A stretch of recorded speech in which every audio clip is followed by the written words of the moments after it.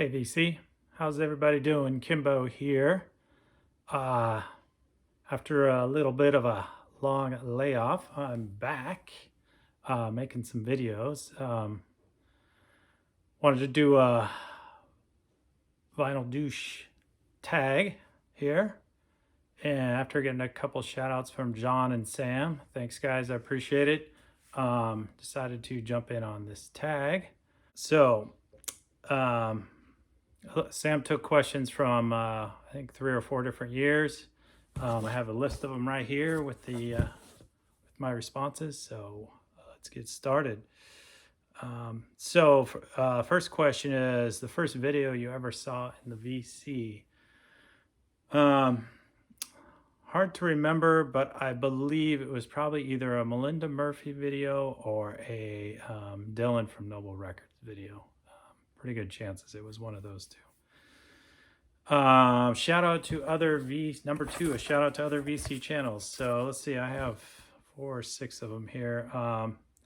Start off with Jesse Kornhonen. I believe he's out of Finland. He also has interesting videos. Pat the Music Head, very knowledgeable guy on records and music, has a great channel. Vinyl Dale in the Search for the Holy Grail. He's got quite a few subscribers, but anyways, I love his channel. Very funny stuff. Jeff at J Neb. I think he's a fellow Northwesterner here. I think he lives in West Seattle. So shout out to him. Eric at Plastic Soundwave Cult. He's got great videos, very entertaining, very funny stuff. On to question 3. What are your other hobbies? I guess when I previously talked about this, I talked about baseball card collecting. Another thing I collect is postcards, and postcards, specifically old Nevada postcards. I got some examples here, but I like the old ghost towns in Nevada, the old mining towns, visiting those and old postcards from those. But so here's an example. This is Las Vegas, Fremont Street, back in the probably the 30s there. And here's another one, Fremont Street back in the late 20s, early 30s. I don't know if that's coming across very good. Let's see. I don't know if any of these, in Northern Nevada. I don't know if many of you have heard of Austin, Nevada. It's an old mining town in Northern Nevada. There's a picture of that from the old 30s. Anyways, got a whole book of those, but that's another thing that I collect. And I love visiting down there in especially Northern Nevada, some of the old mining towns.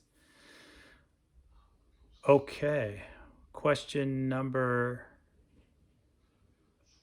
4. Why did you start collecting? So let's see. I guess back when I started listening to music, vinyl was the predominant thing, and I never really left. I mean, I of course bought CDs, but I've always had vinyl. Even when CDs were prevalent, if I went to estate sales or garage sales, I would always pick up vinyl if it was in good shape and it was somebody I thought I liked. So I kind of always been doing it since I guess the late 70s, early 80s. Number 5, do you play an instrument or in a band? No, I have no talent. Let's see. Did you ever work in a record store? No, I have not ever worked in a record store. I did apply one time to a record store. I can't remember what it was. It was in the U District in Seattle when I lived in Seattle, but got rejected. What is the last album you purchased? Okay, so let's see. Over this long 4th of July weekend, I went down to Portland on Friday, and I think you've heard Mazzy and Hannah talk about Portland. It's a great place to buy records. Some great record stores down there. So one of the things I purchased at Music Millennium, because Dylan had just gotten done talking about this last week, and so I thought I'd check and see if they had something, but this guy's right here, Black Rainbows, kind of a modern psych band. These guys are out of Italy, I believe. Um, so I picked this up. Great album. God, very glad I did. It's a great album. Let's see, what else? Oh, yeah. And then on Saturday, was it Saturday? Yeah, Saturday, I was visiting a friend, but on the way I saw an estate sale sign, so I couldn't help but stop. And I picked up some CDs. I don't have them here. But anyways, um, I picked up this CD here, Kaiser Chiefs, which I never heard of. But I thought I'd try it out because their CDs were $1. But I love the chain of custody here. We got, I think the original store, it doesn't say, but somebody paid $11.99 for it. And then it was at Goodwill for $1.99. And then I paid $1 for it. But this is actually a really good album, released in 2005, an English band, kind of alt rock, new way, well, kind of post punk stuff. Great album. Okay, next is great album with a bad cover. So for that, I picked this up on my way back to Portland. I stopped off in Olympia at Rainy Day Records, which is open. I found out they want you to take appointments for going in there, but they had an open appointment in 15 minutes from when I was there. So I signed up for that and walked around the city. And I picked this up right here, Kane.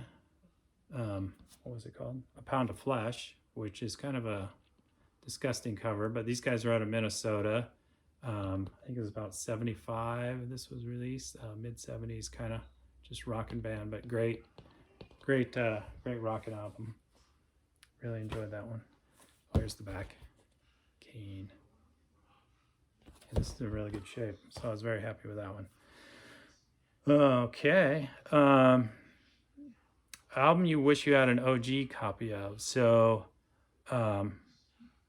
there's several old Psych records I wish I had old copies of, like Gandalf, Dragonfly.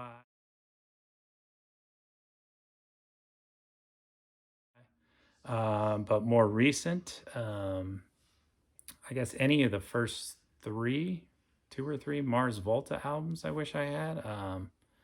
Currently, for any copy of those, whether it's an OG or what, they're probably running $200, $300, $400. Oh, probably, especially the first one is $300 to $400 selling for.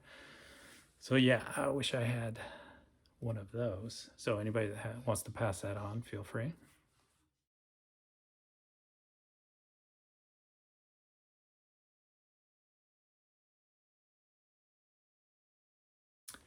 Okay, question number 10. Record from a female artist. So let's see here. What I chose for that fall hail was Lindy Ortega. She is a Canadian. I believe she was out of Montreal, and then she met somebody from British Columbia, BC, Canada, and ended up marrying him, and she's living up in BC right now. But kind of country, alt country kind of artist. Great stuff. This is a great album, and I got to show you the vinyl. It has this fancy weird blue stripe in it. So good stuff. Good stuff. Okay. Earworm song. Okay. Several choices there, but what I decided to go with here is Miss Katy Perry. I mean, if Sam can show Tusk, I can show Katy Perry, Teenage Dream. And it's got all kinds of earhole songs here, like, let's see, Teenage Dream, Firework. What else is on this one? Anyways, good stuff there. Katy Perry. All right. Posthumous release is the next question. So for that, I went with Mother Love Bone. Andy had recorded this with the band. It was supposed to come out, I think, in like March. He died like 2 weeks before this was supposed to come out. They pushed back the release a couple months. And then that was kind of the end of Mother Love Bone, and the rest is Pearl Jam history. So Mother Love Bone Apple, for posthumous release. What artists do you impulsively collect? I've gone through several phases of impulsively collecting. I would say the latest is another Homer pick here. Brandy Carlisle, there's her first one. Second one. Third one. Fourth. Fifth. Here we go. This is Bear Creek, which is named after the studio they recorded in, which is a studio just down the not down the street, but not too far away, down in Woodinville, Washington. Bear Creek Studios. And then their latest one. Show an underrated album. So for this, I don't know if it's underrated or not. I'm going to call it underrated. This is one that John, Digital Gramophone, and Elliot from Lazy Dog Records kind of talked to me about, showed. I picked it up. This is a really good album. Similar to the Lindy Ortega, a little more country with an edge to it, but great album. If you get a chance to pick this up, I would highly recommend that. Okay. Favorite double album, number 15. So right now, I would say that this right here is my favorite double album. This little number right here from Bright Eyes, Casadega. Great album from start to finish. Bright Eyes out of, I believe, Omaha, Nebraska. A rainy day album. Well, here in the Seattle area, it rains probably 2/3 of the days out of the year. So every album pretty much is a rainy day album. But what I chose is A Head in the Heart, Let's Be Still. Great album from a band around here. Let's see, artist you've met. Okay, I don't have a picture, and I've shown this before, but I do have autographs. So, Starcrawler, when they were at the Crocodile here, I don't know, probably 6 months ago, went to that show, met the band afterwards, got their autographs. Great people, especially the guitarist, Henry Cash. He's a great guy. A record with sentimental value. So ideally I'd have the cassette tape, but I tried to find it. I couldn't find it. But Rolling Stones, Some Girl, somewhere around 1977, 78.